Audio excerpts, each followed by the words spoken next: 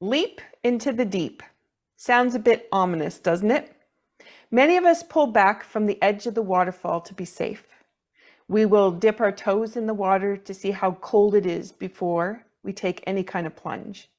And we'll often choose the path that is most comfortable and assuring. Thrill seekers are the ones who do daredevil things. Adrenaline junkies push the limits of experience. And perhaps we think, not I. I play it safe, I'm cautious, I pre-plan. I'm in control of my situations and outcomes. Does this sound more like you? So what does leap into the deep mean to the guests that I have on today? Dr. Margaret Winters came to healthcare after her career in interactive multimedia, and she was sidelined by chronic fatigue and fibromyalgia.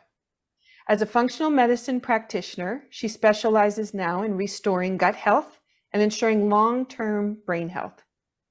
Her leap into the deep transformed both her health and her career in a way that could support others in wellness. Did her leap create a change worth transformation? Allison Stillman is a renowned alchemist of love, an author, a teacher, and a conscious alchemy coach. She's considered an expert on the historical use of essential oils in religious and spiritual ceremonies. Her story of transformation has provided her with experiences of awakening and inspiration, and her outreach to others expands the depth of knowledge she has created with vibration and ritual. Did her leap create the space for change and growth to magnify for herself and others? Myself, Dr. Michelle Greenwell, I started in the area of wellness, became a dance educator, then a studio owner, and I shared my passion for dance and movement until I was crippled by stress, and I had to learn how to take care of my body and repair the damage to the tissue from the stress it endured by the passion to perform.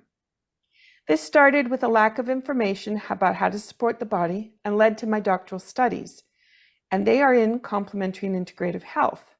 So did my leap into the wellness field create change beyond my own ability to walk without pain? Absolutely, and it created a whole new knowledge about what it means to move correctly and to be well. So Leap into the Deep is a new program that the three of us have been talking about, and we've been pulling together ideas. It's a playful dive into the multi-dimensions of health and well-being, and we're three renowned healers sharing practical wisdom for our body, mind, movement, and spirit. We hope that you're ready to play with us. You're listening to Be Well with Michelle Greenwell. This is sponsored by the Cape Breton Tea Company and Dance Debut Inc. And please welcome now my guests, Dr. Margaret Winters and spiritual guide, Allison Stillman. Hello, ladies. So glad to have you here. Thank you. Welcome, everyone. And thank you so much for having me. Oh, it's a joy to be with you both. Okay, let's begin. Let's get this conversation started with a little intention for the listeners. So if they have their goal in mind of why they're listening to us to learn about Leap into the Deep, then if we bring in from my affirmations for the body and biofield deck, so I'll just put the cover up. So those people who are on podcast listening, it's a black cover and it has a ribbon of color that runs through the center called Mother and Child, which is what Tanya Levy, the artist, named it. And so we think about how we nurture ourselves when we think of this deck. And I'm just going to hold up now the card that I pulled for today.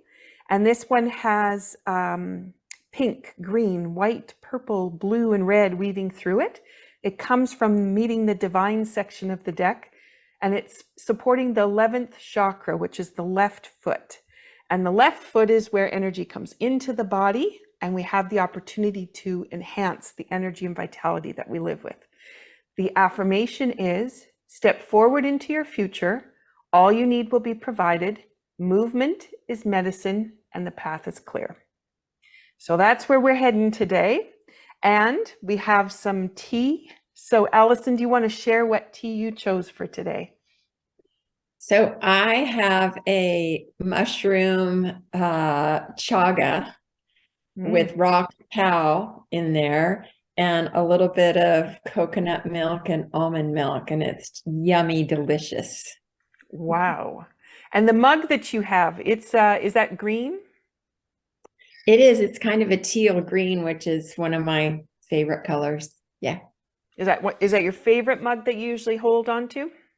It is, because you can put a lot of tea in it and it lasts a long time. It has this really comfy handle that you can get all your fingers in.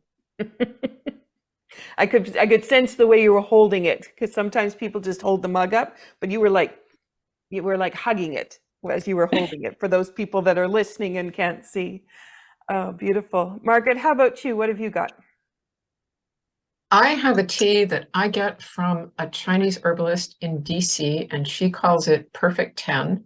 Let me see if I can remember everything in it. It has ginger, tulsi, cinnamon, anise, star anise, orange, a little apple, pink peppercorns, and I can't remember the last thing, but it's obviously an aromatic tea and a spicy tea and a warming tea, which I tend to like. I don't usually need cooling teas except in the very heat of the summer. And we're in springtime, so it has this lightness to it, which I really like a lot. Beautiful. And how about your mug? I love the color of this mug. It's not a handmade mug, but it is a lovely shape that has a nice capacity to it. It holds a lot of tea, like Allison's. Maybe not quite as comfortable a handle, but I tend to hold it again in two hands. And it's one of the cups that I use quite a bit. And for those people that are listening, it's a nice, vibrant blue. That's what she's holding on to. All right. And from the teas from the Cape Breton Tea Company, I went to the Teas with Intention today. And I thought about kind of where we were going, leap into the deep, and decided to choose the Rising Tides. So it comes from the water element and the support for kidney and bladder meridians. It represents calming and bringing peace to any fear and anxiety. And this would be then giving us just a little bit more support to the bladder and kidney systems, not the organs directly, but to the system, so that it can take some of that stress out. And I've got mine in my PEI mug. So this one has dirt from PEI in the paint. And so I always love to wrap my hands around that one and feel that. And same as you've all described, the handle just feels so nice when I can put my hands in it. So I'm just interested how each of us is kind of, what does it feel like to hold the cup of tea? That seems to be important, which is a great thing to bring to our listeners to think about. What are they putting their tea in, and is it serving more of a purpose than just a beverage? And what are you doing with the luxury of what's inside that mug? So thank you both for sharing what you've got there. Allison, how about if we start with your journey of discovery and just looking at how you started working with the alchemy, the essential oils, and then into rituals. You want to tell us your story? It's actually been a lifelong joy and love. My grandmother was an incredible gardener and had fragrant plants and flowers in her garden. And I have pictures of me in my diapers wandering around her garden, just delighting in the smells. But what really took it off for me, and I studied herbs and healing and things like that when I was a teenager. But when I was 18, I went to the Northern California redwood forest with friends. We were camping out. And I hiked down to the bottom of this valley floor in amongst the redwoods. And I wandered along this little stream, just meandering at the beauty of the forest. And I started smelling this sweet smell in the forest. And I went, wow, what is that? It smells like flowers. And so I just followed my nose and I came upon a wild rhododendron bush that was about 6 feet tall in full bloom. And I walked up to it and I put my head in the middle of all the flowers. And I took this big inhale and closed my eyes, and all of a sudden it overtook all of my senses. So the smell became this beautiful color in the back of my eyes, this sweet humming sound in my ears, and I could feel this caress on my body from this fragrance. And it ignited this deep sense of smell inside of me. And I said, I'm going to study everything I can about the world of aromatic plants. And it set me on a course that I still continue to this day, this study of. And it led me to some of the world's renowned aromatherapists and distillers and researchers. And I've just gone deeper and deeper and deeper. And as I began to really play with essential oils and use them in a daily basis, I started discovering significant changes within not only my emotional being, but also my physical being and overall well-being.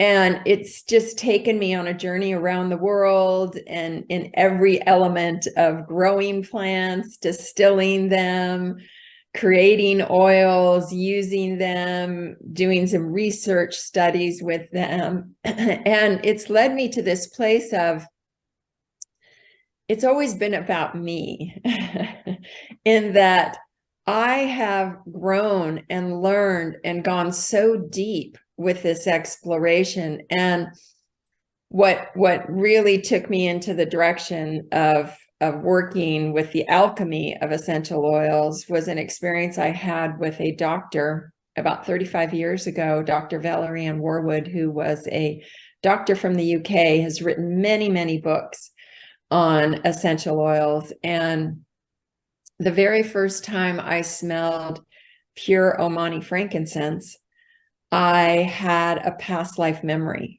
And I remembered being at the foot of the cross as Jesus was being crucified. And I was with all of the disciples on the top of this hill, and I could look down and see the village down below and the barren landscape of the desert. And I could feel everyone's pain in this experience. And I was in a classroom with her with about 45, 50 people. And by the time I came back into awareness of being back in the classroom again, I had a group of people gathered around me. One woman had her hand on my arm and she said, "Are you okay?" And the first words that came out of my mouth were, "I want to do anointing work." And she said, "What is that?" And I said, "I don't know what that is." So I bought some frankincense, this pure Omani frankincense, which is the finest frankincense in the world and very hard to get. It's gone on the endangered species list. But it's a psychoactive oil, meaning that it elicits deep meditative states of awareness. And it's the reason it's been used in sacrament for thousands of years, and as well as fragrancing churches to take you into that deep meditative state. And I started meditating with it, and I kept going back to this temple in Egypt where the priestesses did these long, involved rites of passage with essential oils, anointing rituals. And I learned from that experience that this is a powerful tool to use when you want to let go of old aspects of yourself or old belief systems or old states of being, and you want to initiate new states of awareness and experience in your life. And at the time when that happened, this 35 years ago, there was nothing written about anointing except for what was in the Bible. And there's over 150 references to anointing in the Bible, but nothing else. So I started just playing with it and working with friends. Whoever would get on my table, I would play with it. And people started having the most incredible experiences, letting go of old wounds, trauma, abuse, addictions, all kinds of things, and complete life changes from using oils in a ceremony of anointing. So that was very life-changing for me in every single way. And it became back then, and still is, the mission of what I'm here to do, why I wrote my book and have been teaching about it, et cetera, for so many years. I think it's the most powerful tool that we have to change not only the frequency of who we are and our physicality, but also the emotional experience, mental experience, and to up-level our lives in every way. And so my mission has always been to become the biggest vessel of love that I can be, which is the highest frequency we can resonate at. And essential oils are the most powerful tool I know of to do that. Wow. Wow. Allison, what is the name of your book? So those people listening, you mentioned that. It's called The Sacred Art of Anointing. Okay, perfect. Yeah. And when I was guided to write this book, I said, okay, I need to do some research. And that's when I discovered there was nothing written. I went to old archive museums and manuscript museums and libraries. There was nothing written.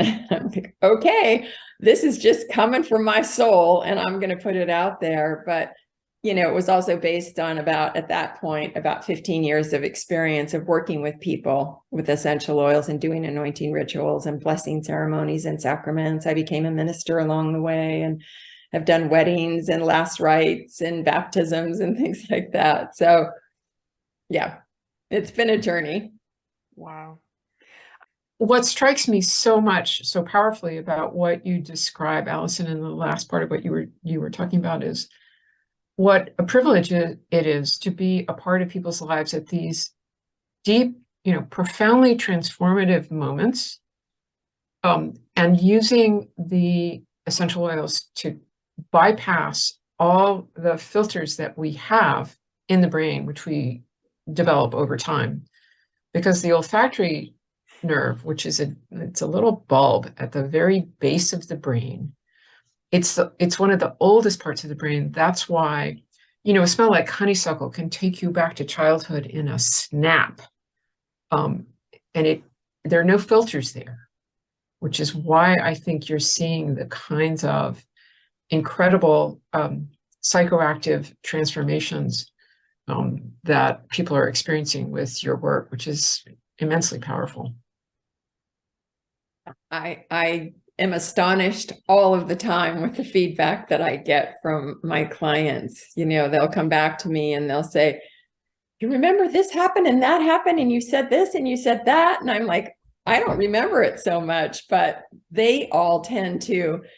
And the transformations are just absolutely incredible. I'm just blessed and amazed at them all. Mm-hmm. Mm-hmm. I'm thinking about your deep dive. So, you start on this path and you're working away and you get to things like no one's recorded it. What makes you say, I can do this, I can find that way, or I can start the writing? Was there a way that you noticed for yourself how you were able to make that decision to say, I'm going to go forward and do this? It was a compulsory thing. I really had no choice. I was driven. It was a mission for me. I knew that it was familiar, but it wasn't, and so I had to push my intellectual mind aside and say, there's nothing more important than this. There's nothing more powerful than this. It's almost, it gave me such a strong connection to my spiritual side and to my divine awakening. And over the years, having done these sessions with people for so long, I don't think there's a faster way to awaken divinity in people of anything that I've ever studied. And I've studied, I'm a Reiki master and done sound healing and a lot of other things, but people have this remembrance of this smell. I was working with my aunt who had advanced stages of Parkinson's and went into serious delusional states with it. And I could bring oils and I could bring her right back. And I could get to her and ask her the questions that I needed to get to. And it's funny because when she was passing a couple of days before she died, we didn't grow up Catholic. We weren't exposed to frankincense. She had never smelled frankincense before. And 2 days before she passed, I anointed her body with frankincense. And she opened her eyes and she said, "Oh, I remember this smell." Well, she was never exposed to the smell in this lifetime, but her soul had a remembrance of it because we've been using frankincense for thousands and thousands of years for last rites, right? And so it allowed her to go into this place of ease. And also, again, because it has those psychoactive properties, it allows you to see states or see beyond the veil, if you will. And it helps ease transition from this life into the afterlife. And so when you have experiences like that, there's nothing, I mean, nothing else compares to that, right? And to help somebody have these incredible awakenings, there's nothing better than that. So of course I want more and I want to go deeper and I want to take more people deeper. So it's been a compulsion. Wow, that's beautiful. The magic that happens, right? When you feel like you're in the right place, doing the right thing. And then it just is. Yeah. Yeah. And writing your book, did that kind of come about in the same kind of way? I mean, I know you had to do some digging because it wasn't written of before, but did it almost, no, I don't want to say write itself, but it did write hold itself. along. Exactly. Yeah. I went on sabbatical for 10 months at a little cabin in the woods. And I just made a daily time for 2 hours I would write. And honestly, I don't know what I wrote at the time. And it just came through. It's what spirit wanted to be said, right? Or to be remembered. And the research that I did was after I wrote the book. I'm like, okay, I should go verify this. I should go see, who else has written about this and how they wrote about it and what the research was. And that's when I discovered there was nothing. I couldn't find anything written about it. Wow. Beautiful. Okay, so let's shift over to you, Margaret, and your story of how you got to where you are, because you didn't start in the chiropractic world. So tell us a little bit about where you started from and what led you to do a deep dive. It's so funny because chiropractic actually, in many respects, has been a gateway for me from where I was to where I'm going. I started out in the realm of multi-image. So storytelling using, for example, I got really interested in I was living in Texas, in Central Texas, and I got really interested in the mural culture that comes out of Mexico and traced that back through San Antonio to Mexico City and was doing, a storytelling mechanism via multi-image with some of the music from that culture. So I had gotten very interested in that marriage of image and sound and narrative.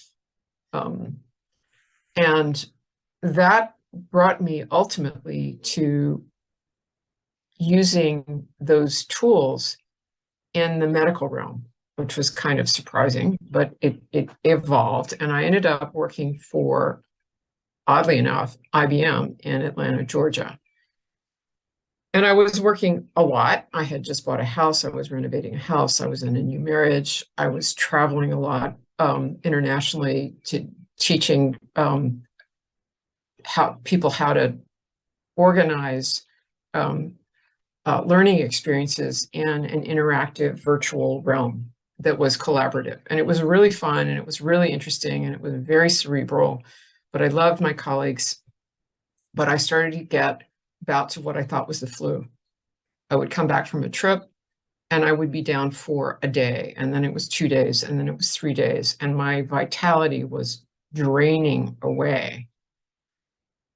So ultimately, it became really clear to me that there was something going on above and beyond a flu, right? And it really came to a head one day when I was walking from my car into my office, and I got about halfway between the building and my car, and I just burst into tears. I remember looking around. It was a beautiful day. It was blue sky. It was springtime in Atlanta, which is gorgeous if you like azaleas. And I felt so disconnected from the beauty of the world around me, and everything hurt, and I felt terrible. And I just thought, I cannot push through this. What I'm doing isn't working. This is beyond the tools of the people that I've been consulting in the medical realm. And that was what pushed me to embark on a journey of healing. So at that point, I was willing to try anything that would help. I was going to the chiropractor. I was going to a traditional Chinese medicine practitioner. I was doing everything that I can think of. And slowly I started to put together the tools that are some of the same tools that I use now. I changed my diet. I changed the way I slept. I left IBM. I ended up going to chiropractic school because chiropractic was one of the things that helped, because it started to get movement in my body in ways that it had not been moving.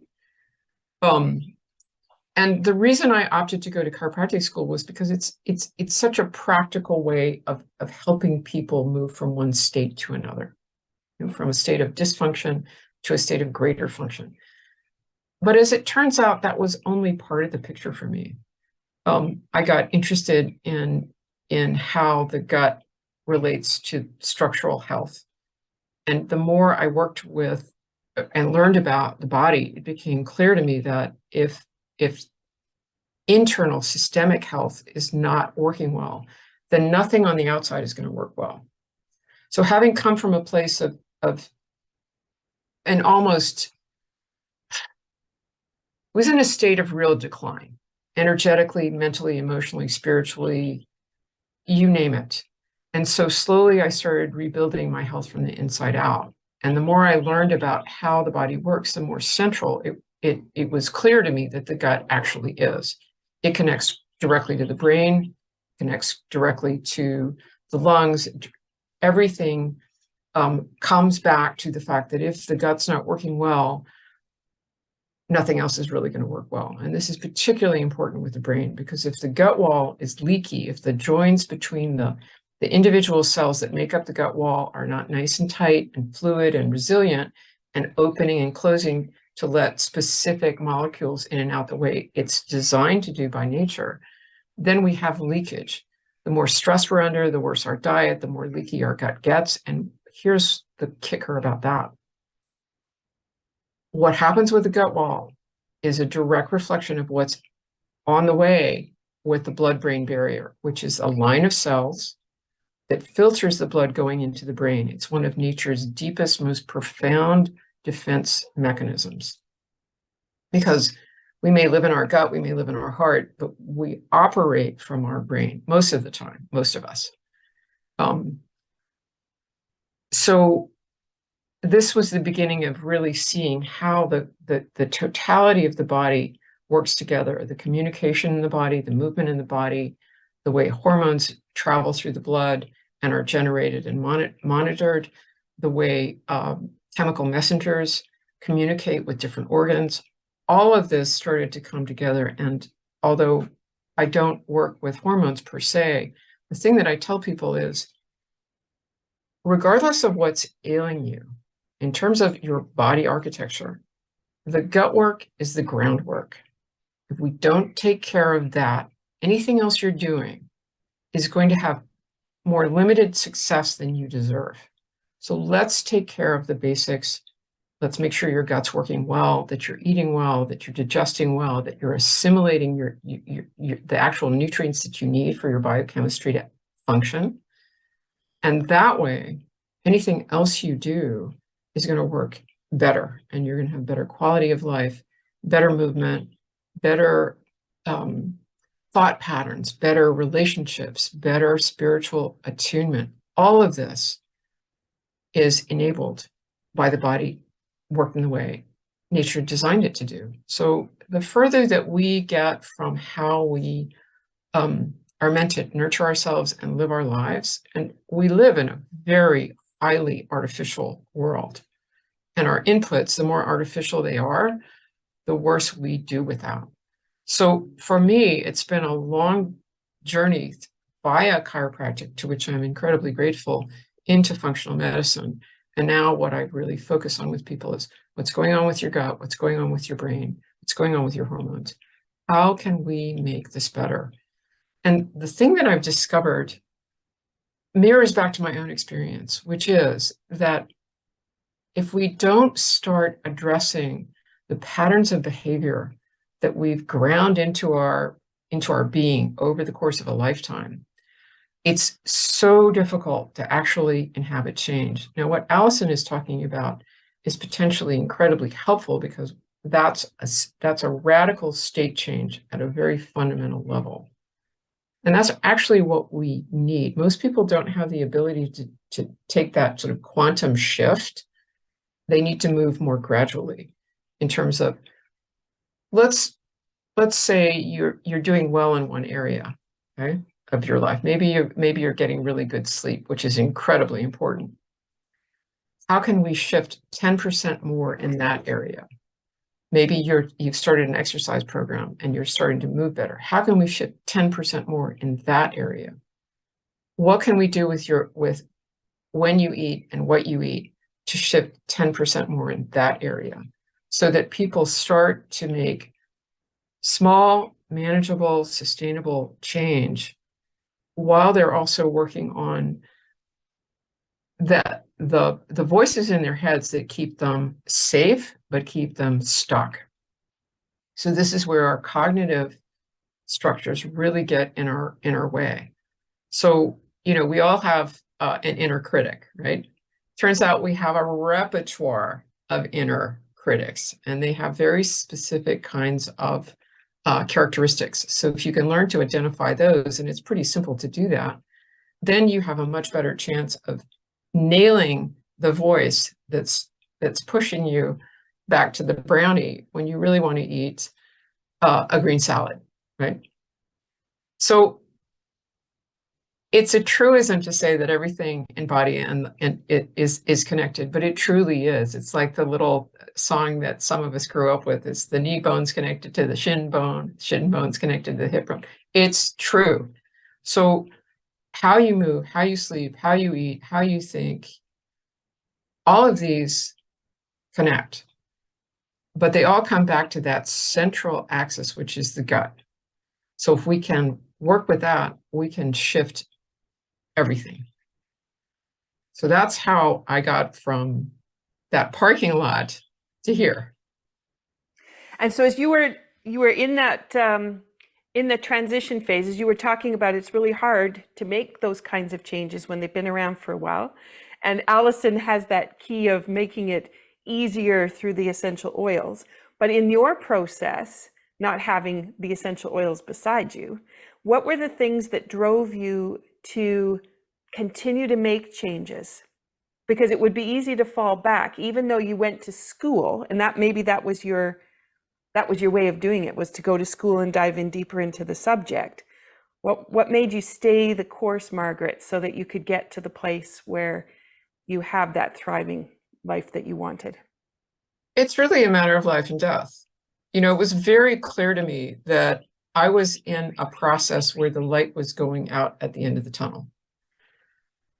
This was 30 years ago. I was a young woman. I knew I had a lot of life to live. And there were things that I wanted to do and experiences I wanted to enjoy. This was not taking me there. It's just not. So everything that I integrated into my life in terms of the way I ate, the way I moved, the way I slept, the quality of the relationships, the way I spend my time, the work I do with people, all adds up. There's no rolling that back for me. Mm-hmm. So it wasn't, I like what Allison said about it's being compulsory. It really, at a certain level, absolutely was and is. Mm-hmm. Mm-hmm. And I'd say that the same would be for me. I just in these last little bits, I've realized how much, as you were talking about those thoughts, those inner critic thoughts, but coming from a place where my knees were not functioning well while I was dancing, and the pain that I was dancing at, which was at the age of 16, when you're finishing, you're growing, everything isn't quite where it should be, but you're still trying to compete. You're trying to work at a professional level, and then being told, well, just quit dancing. We can't do anything for you, so just quit dancing. And it was like, well, that's not going to be an answer. But in my head was, you just push through the pain and then deal with it later. Because if you really want to dance, that's the only way you're going to get there. And so even in my mind too, as I was playing piano and I was practicing 2-3 hours a day and then doing my dance, but I finally said, okay, I can't do both.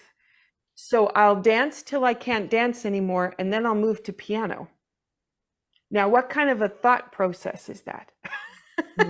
So I'll wait till my body's broken, which, and in those days too, was a lot of dancers only danced till they were in their mid-20s. Yeah. And then they all moved to teaching because that was the end of their body. So, yeah. It's that mental construct of pushing through. We will push through to exhaustion. Here's the interesting thing about pain. Pain is one of the last symptoms to show up, and it's one of the first to go away. But in its essence, what it is, and it's very motivational because we pay attention to pain. But here's the thing about it, and this is a direct quote from one of my mentors. Pain is a request for change. Mm-hmm. So it's either a change of an approach, a change in state, or a change in energetics. It's whatever kind of change it's asking for. It is a request for change. And if we neglect it at our peril, the problem with pain is that once it goes away, pain tells us we are starting to fall off a cliff. The absence of pain, we could be 1 foot away from the edge of the cliff, ready to 2 steps from falling off, and we don't know it. So that's why functional medicine is so helpful, because it looks at different measures than traditional medicine, conventional medicine that we have now. We look at, different lab ranges, different kinds of measures. But it really comes down to what are the energetics that we're dealing with. And that goes down to the cellular level, to the basic organelle, which is the mitochondria, which transforms, which is really the energy factory of the body. It creates a substance called ATP, which is the money that the body runs on. It's the currency, and it has energetic currency. So the pushing through is exhausting what's in the bank, right? Whereas if we are self-nurturing and living in a way that gives us energy on a daily basis, then we have reserves. So if we need to push in a particular period, fine, we can do that, but we know what our limits are. Whereas the model that you're describing at age 16, and talk about young and dumb and getting bad advice, because we've all been there, right? We've all been there. Is this, I am superwoman, I can do it all, and I'll deal with the cost later. We have no idea what the cost really is. Mm-hmm. The pushing through, I think, it's a very, I hesitate to say it's male, it's Western, but it's not earth-centric. It's not spirit-centric. Mm-hmm. It's not honoring how we actually are and how the body actually works and how the planet actually works. And if we're not orienting ourselves, and we've learned this, the evidence is all around us. If we're not organizing ourselves in coherence with nature, both our internal function and architecture and our external environment, the cost gets higher and higher and higher, and we're less and less able to do the repair that we need. Mm-hmm. Mm-hmm. Allison, from there, if you're thinking about, well, I'm thinking about the herbs and I'm thinking about the oils and that connection to nature, where a lot of us have become disconnected just because of how much time we spend inside, in front of a computer, driving in a car. Do you want to talk a little bit about your experience with the oils from that perspective, bringing us back to nature? Yes. And it probably goes back to childhood again. I grew up in the South, and my mother was Mormon, my dad was Catholic, and they didn't know what to do with us kids. So they took us to every church, let us try every religion. And there was something inside of me that just said, what do you mean women can't be priests? What do you mean, all these dogma and rules? And I'm like, this isn't how it is. And I love nothing more than to be barefoot in the woods. That was, to me, that's where I touched God, the supreme great mystery, whatever you want to call it. For me, it's divinity, because I think it goes beyond patriarchal and matriarchal. But that's where I said, it's at the oneness. It's nature does it so beautifully. And I think one of the reasons that I've loved matriarchal societies and studied a lot about the goddesses and the priestesses is that they were so in touch with the earth and earth practices. And so for me, I love being in the woods because I could talk to the trees, I could talk to the flowers, I could talk to the birds and the hummingbirds and the butterflies and all the little sprites and spirits when I was a kid. Of course, that gets ingrained out of you. You get trained through school not to see that, but I kept my connection to nature alive. And that's where I can go into the woods. I can go out on the lake paddleboarding. I can go in a field of flowers, and I let go. I just drop down. And I want to speak to something that Margaret was talking about, because I had a really powerful experience around that push through, that you got to work hard for a living. You got to just make it happen. That whole is very patriarchal, and it's very masculine. And I am a double Aries, so very Mars driven, and had that going on for a long time in my life. I got it. I'm the leader. I can make it happen. I've got it all under control. Don't need your help. Did that whole thing. And about 12, 13 years ago, I started injuring my left side, which is typically associated with the feminine part of who we are. Broke my big toe, fractured my shin, and was laid up. I could not walk. And so I went into meditation and I said, why is this happening? What do I need to know here? What's going on? And my inner voice said, that masculine, pushy, get it done, push through part of you is hurting you physically now. And when you spoke to the pain makes us stop and go, wait, what's going on? Right. Mm-hmm. And the voice went on to say, you need to put that masculine, pushy part of yourself to the background now. And it needs to become your support as you allow that feminine, grace-filled, attractive, feminine part, intuitive part of yourself to the foreground. And instead of making things happen, allow things to happen. And it was a massive shift for me. And one I continue to learn from, because it's not something you change overnight. The habits, you can change the belief system, but the habits that are born out of the belief system, the subconscious belief system, they take a little time to break the habit, right? And so once you have it in your awareness, then you go, oh, wait, that's my old program wanting to play itself out. That's the old behavior wanting to play itself out. So it's a journey of remembering, but once it's in your conscious awareness, which the oils are so good at bringing it into your conscious awareness, then you get to have it as a practice of, okay, now I'm intuiting and I'm allowing and I'm becoming an attractor, a magnetic attractor, instead of a slave to the workforce. Exactly. Exactly. And I think, you know, particularly right now with how much transition is happening for women and the feminine power over what's been happening with the patriarchal setup, it's such an interesting transition time for all of us, because it's not just our own inner dialogue that's needing to change, or that we're trying to let go of some things we were raised with, but it's taking all that in the culture as well, which adds extra.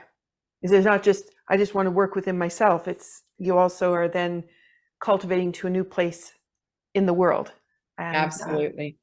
and I that think comes that's with true. extra. And I think in terms of individuals, you know, to understand that we have this diversity of being encapsulated within ourselves. You know, we are male, we are female, we are, you know, we are plant, we're animal, we're metal, we're water, we're all these different elements mixed together. And the idea is that there is some kind of dynamic balance. Balance is never static. There's a great line in a song by John Mellencamp says, I know there's a balance. I see it when I swing past. And that's, you know, but the question is whether our range is in the middle, where, you know, we can accommodate extremes, and if we need to push through at a certain period of our time, we can do that, but then know when it's time to rebuild our reserves and come back to our center range. So this is one of when we talk about changing how we operate, that is the hardest thing we do. And that's why it has to go in my work at any rate, it has to go across the totality of a human.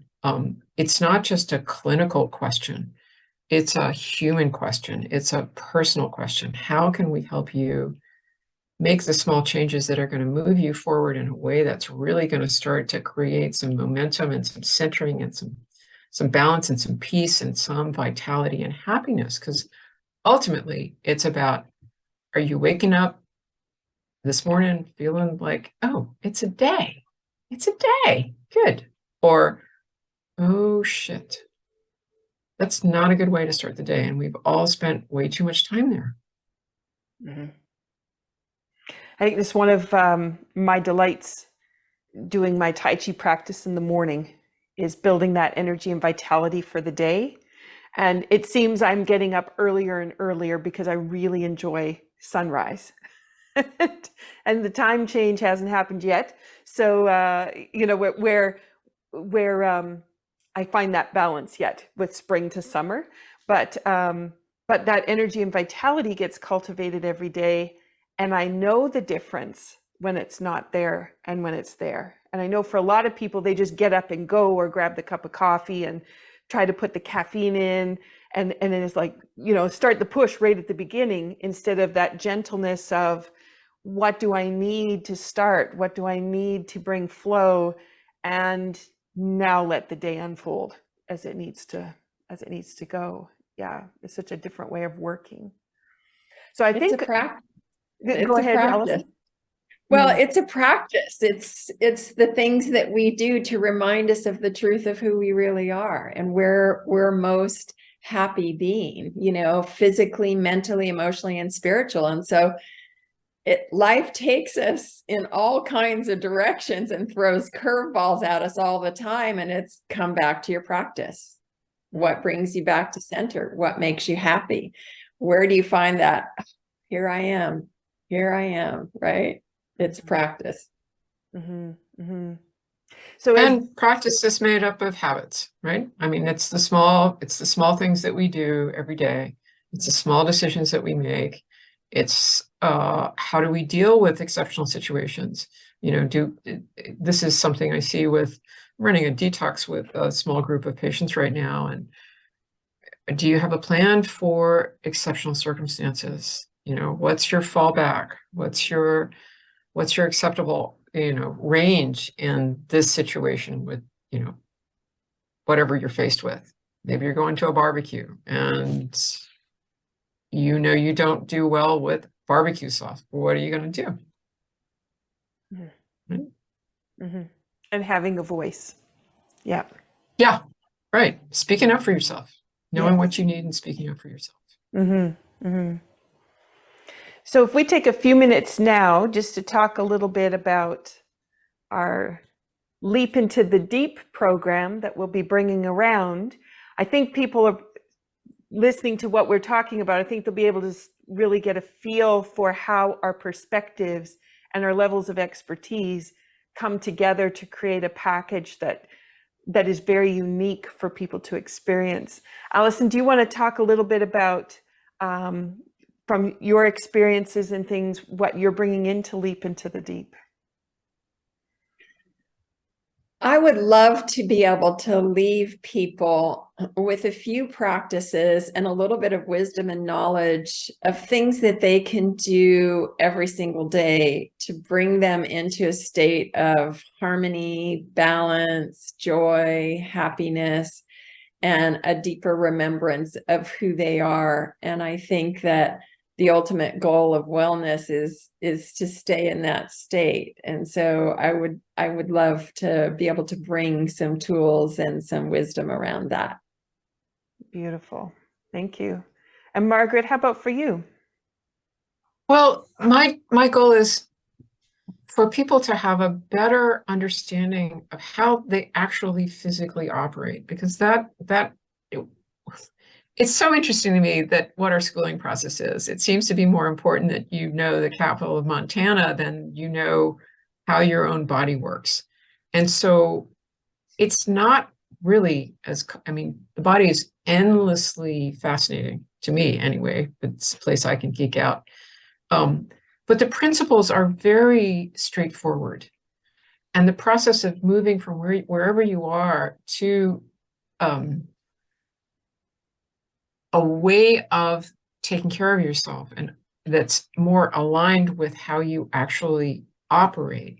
So understanding how you operate gives you the power of knowledge and then some pretty simple tools that you can start to change whatever your current practice is of how you're living your life and how you're feeding yourself and so on. So it's partly how is this all connected and what do I need to do now? Idea. And I like to bring to the table awareness. So where are you noticing the stress in the body? And then as we move through things, but experiencing what both of you are bringing to the table, then that understanding of how much better your movement patterns are. And that opportunity provides for stepping forward into the future, not being stuck where you are, but also multidimensionally moving, in that maybe you've always been moving straight forward and you don't know how to move to the side or even to look to the side. And then what happens if you move to the side, and what does that open up for you? And I know people don't think of movement in that capacity, but I like to think about when people are in the kitchen and they're making something at the stove and they go to do something on the counter, they turn their whole body so they still face forward instead of turning to the side, grabbing what they need and come back, because they're so used to just being forward. And this gives a more encompassing view of what is really possible. And I do that through movement. So yeah, I can hardly wait because it's just going to be such an embodying experience. Anything else you want to add, Allison, before we come to a movement option for today? I just encourage people to give themselves the grace of making themselves first. Margaret, anything? I would build on that idea with a concept that we're all pretty familiar with, which is anybody who's been on a plane knows when they go through the safety check, they tell you to put your oxygen mask on first. And that's because if you're not okay, if you're not functional, you have limited and decreasing ability to live your life purpose, to be of service to other people, to love yourself and to love others. And that's really, love and service is what life comes down to. And my worldview. So having the tools to take care of yourself is an immensely powerful orientation for your life. Mm-hmm. Mm-hmm. And I would add that when you have the awareness of how the stress is starting to feel within the body, instead of going to the pain point, but actually being aware of it ahead of that, then you have that opportunity to make change, but not because of the pain, but because you start to recognize the signals and you start to realize where flow is and where it's not. And then being able to bring in the tools that we're going to be discussing and bringing forward. Yeah. Okay. So Margaret, have you got some kind of a movement pattern you'd like to share that's your go-to every day or your favorite? There are a couple that I'm working with right now that I really love. One is a breath practice, which is hands on heart. And it's a slow inhale with the ribs moving outward, not upward. Upward is a stress pattern. That drives that fight or flight. Slow filling of the rib cage at the base is very calming to the vagus nerve. So that slow inhale, hands on heart, slight pause, and then through parted lips, a slow exhale.